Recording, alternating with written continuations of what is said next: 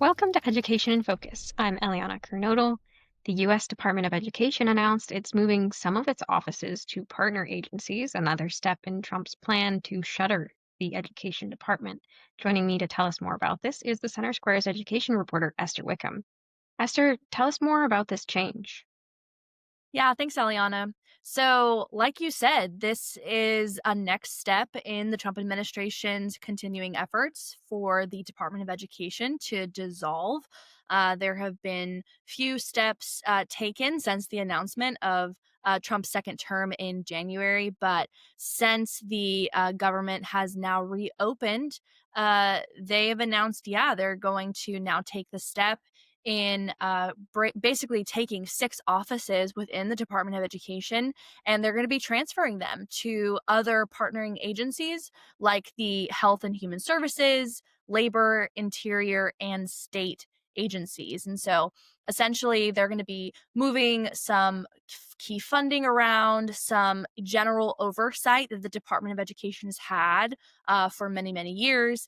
And this is a slow but steady process. When this announcement was made, there wasn't a ton of information of what exactly that's going to look like. But since this announcement, there has definitely been a few responses and some pushback from various state and education officials across the country. Yeah, tell us a little bit more about those reactions. Yeah, so depending on the state, it wouldn't be surprising to hear there were mixed reactions from state assembly members, education officials, superintendents across the board. Specifically in New York, there was a group of assembly members, education officials, senators that came together at a conference. This was kind of unrelated to the announcement, but there was conversations around what this step means for the state of New York, specifically within education. And something that some of the officials talked about was their concern for just really dismantling the Department of Education as a whole, what this means for funding when it comes to students, specifically with disabilities. And their fear is that they're going to be left without safeguards, without protection for the past many years, specifically this year in 2025, the state of New York has a preliminary budget from the federal government of over $290 million for specifically the Disabilities Education Act. And that funding has gone directly to helping and protecting and safeguarding kids with disabilities in the classroom and in the school districts. And so that was kind of a question raised, since the department is dissolving and since they're going to be reallocating a lot of funds, what does that really look like? And they think that this is going to be a great risk for protecting kids. The Secretary of Education, Linda McMahon, has tried to respond to these questions. She was at the White House press briefing last week to talk a little bit about multiple different things within education. She mentioned AI and specifically in this instance, steps for dismantling the Department of Education. And something that she said is, you know, our final mission as the department is wanting to fully empower the states.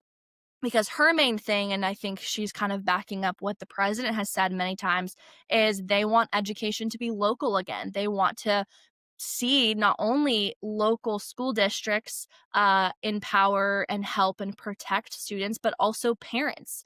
And they want to get rid of the bureaucracy, the red tape that we've seen when the federal government gets involved in education. But I think a lot of state officials and education officials are kind of questioning what that looks like and what the details and the nitty gritty of it is going to look like. But at the end of the day, we're just not really getting that specific kind of answer. I think because it's still a process. A few months ago, the Center Square reported that this whole process may be done. They're projecting it to be done in 2029. That's 4 years from now. The president will be out of office. There are still a lot of questions running around. But in general, there are other state officials that have been supportive of this. The Arizona Department of Education, told the Center Square that the superintendent of Arizona, Tom Horn, has been supportive of this. He said that in a statement, he's pleased with the administration's work because from his perspective, the federal Department of Education is kind of useless. Its money should be used for more localized education and localized school districts to kind of help students on a more individual level, on a more personal level. And so, yeah, from his response, he's excited. He wants to ensure, as he said, excellent service for Arizona schools, parents, and students. And so he believes that this step is going to be helpful, and it's going to, ultimately do better for the school districts in the state of Arizona. And on the opposite side, sticking with the West Coast, California Superintendent Tony Thurmond, in a statement to the Center Square, criticized the plan, saying that it's inefficient, it's harmful to students. And he said, his fear is there has been this continuing, plan and this relationship between the, state and this one Department of Education. And his fear is that it's going to be less efficient. Action is going to be less clear if this one department kind of spreads between these different four federal agencies. And so for these local school districts to communicate rather to one email, one address, one department, they're going to have to split up, their questions, which is a valid, response, and is a valid question that we're still waiting for the Department of Education to give a direct answer to.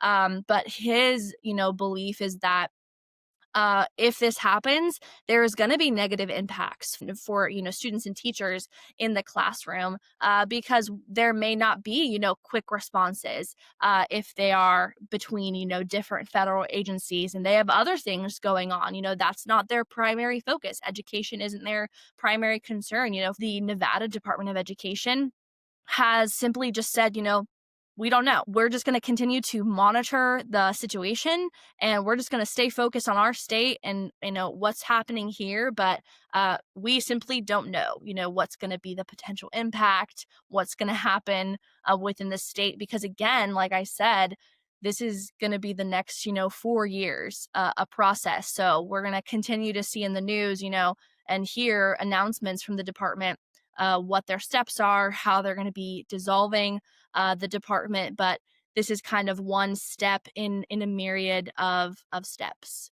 Well, Esther, thank you for your insights on this. And like you said, we'll continue to follow this for however long it takes to go through this process and whatever comes next. And to follow this and more, you can go to thecentersquare.com.